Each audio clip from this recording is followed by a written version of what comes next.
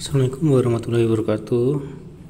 Nah, pada kesempatan kali ini kita akan belajar mengenai investasi pada instrumen ekuitas. Nah, karakteristik investasi pada instrumen ekuitas. Kita tinjau dulu dari pengertiannya, bahwa instrumen ekuitas adalah setiap kontrak yang memberikan hak residual atas aset suatu entitas setelah dikurangi dengan seluruh liabilitasnya. Ini menurut PSAK nomor 50 revisi tahun 2014. Nah, investasi pada instrumen ekuitas mencerminkan kepemilikan atas saham yang diterbitkan oleh entitas lain. Jadi dalam artian instrumen ekuitas itu berhubungan pada investasi. Dan pihak yang memperoleh kepemilikan saham disebut dengan investor. Ini harus kita pahami. Kemudian pihak yang menerbitkan saham disebut investee. Jadi ada istilah investor dan investee. Nah, terdapat karakteristik saham. Jadi menurut Undang-Undang Nomor 40 Tahun 2007, ini ada 3 karakteristik. Yang pertama adalah menghadiri dan mengeluarkan suara dalam rapat umum pemegang saham atau RUPS. Kemudian menerima pembayaran dividen dan sisa kekayaan hasil likuidasi. Dan yang ketiga, menjalankan hak lainnya berdasarkan undang-undang ini.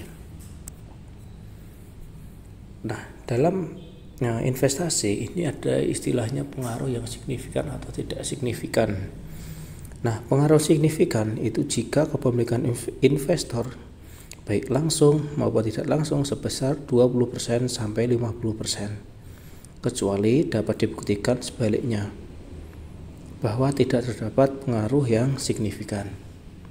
Dan tidak terdapat pengaruh signifikan jika kepemilikan investor baik langsung maupun tidak langsung kurang dari 20%, kecuali dapat dibuktikan sebaliknya, bahwa terdapat pengaruh signifikan. Nah, jadi hubungannya adalah tingkat kepemilikannya itu ya sebesar berapa persen. Bukti pengaruh signifikan: keterwakilan dalam dewan direksi dan dewan komisaris atau setara di investee. Yang kedua, partisipasi dalam proses pembuatan kebijakan, termasuk partisipasi dalam pengambilan keputusan tentang dividen atau distribusi lainnya. Dan yang ketiga, adanya transaksi material antara entitas dengan investee. Dan yang keempat, pertukaran personil manajerial, atau yang terakhir adalah penyediaan informasi teknis pokok.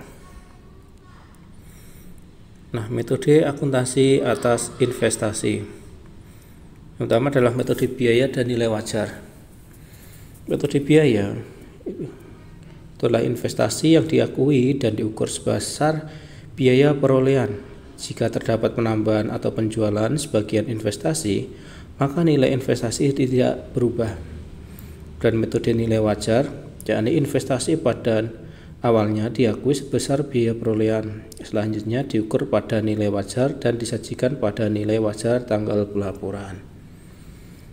Dan metode ekuitas, yakni investasi pada awalnya diakui sebesar biaya perolehan, selanjutnya diukur dan disajikan sesuai dengan nilai ekuitas entitas asosiasi secara proporsional. Nah, di sini ada contoh soal metode biaya dan nilai wajar. Nah, kita baca terlebih dahulu. Ini pada tanggal 10 Januari 2015, PTA memiliki investasi, maksud saya bukan PTA ya, orang. Ini adalah bentuk perseorang atau badannya. A memiliki investasi 20% atas saham beredar investee dengan biaya perolehan 300 juta rupiah. Setelah dilakukan analisis, ternyata A tidak memiliki pengaruh signifikan atas investee. Selama tahun 2015, investee membagikan dividen pada tanggal 1 April senilai 100 juta rupiah dan melaporkan laba bersih sebesar 200 juta rupiah.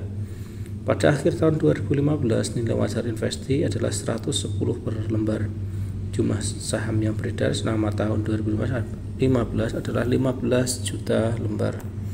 Nah, kita bisa transisi. Kita sudah mengetahui bahwa pada tanggal 10 Januari 2015 ini ada 300 juta, biaya perolehannya adalah senilai adalah 300 juta rupiah. Nah, kemudian di sini kita melihat ya ada piutang dividen. Nah, sebenarnya piutang dividen itu didapat silahkan, nah bisa Anda simak di sini ya, dapat diperoleh di sini kan sudah dikatakan nilai investasinya adalah 20%. Dan di sini Investi membagikan dividen pada tanggal 1 April ya, yakni senilai 100 juta rupiah. Jadi 20% dikalikan 100 juta rupiah. Jadi hasilnya 20 juta rupiah. Dan investasinya di sini dalam artian investasi adalah senilai 30 juta rupiah. Dan selisih nilai wajar yang tercatat sebelumnya itu adalah 300 juta rupiah.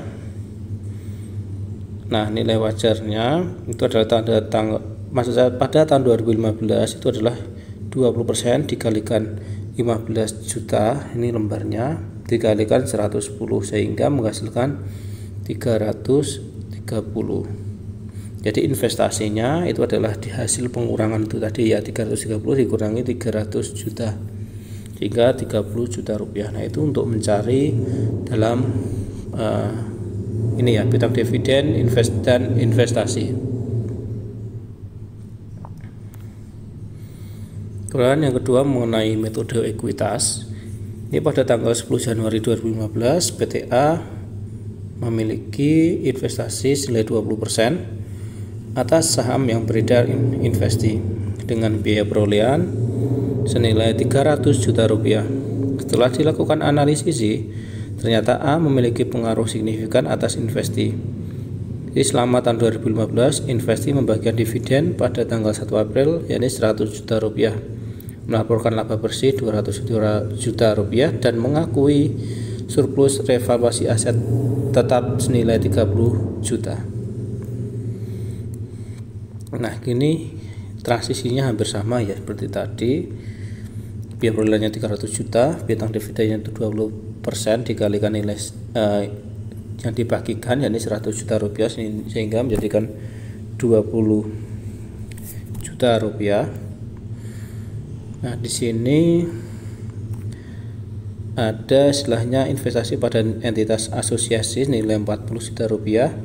Kemudian investasi pada entitas asosiasi itu adalah senilai 6 juta rupiah.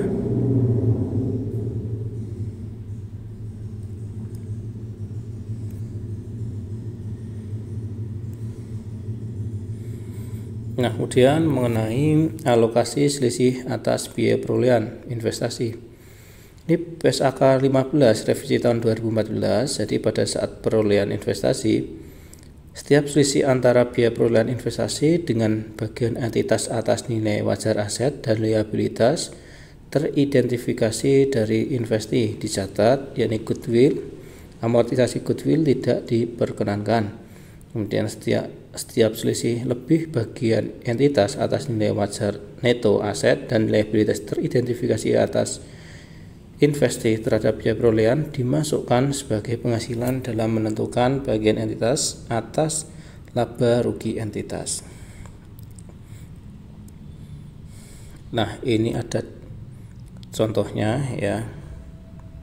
Nah, di sini kalau di sini sudah ada keterangannya ya. Bagaimana menghitung nilai ini ya dalam dua slide ini. Ya, nanti silakan bisa ini saya rasa nggak terlalu susah karena ini sudah dihitung ya, caranya menghitung seperti apa. Nah, kemudian cara menampilkannya pada jurnal ya, tinggal Anda menjurnal saja setelah ditemukan nilainya. Ya, seperti itu ya. Nanti silahkan bisa Anda pelajari di sini sudah ada caranya secara komplit di sini ya. Oke, untuk perkuliahan kali ini kita akhiri cukup sekian. Kita coba lagi pertemuan yang akan datang. Cukup sekian. Wassalamualaikum warahmatullahi wabarakatuh.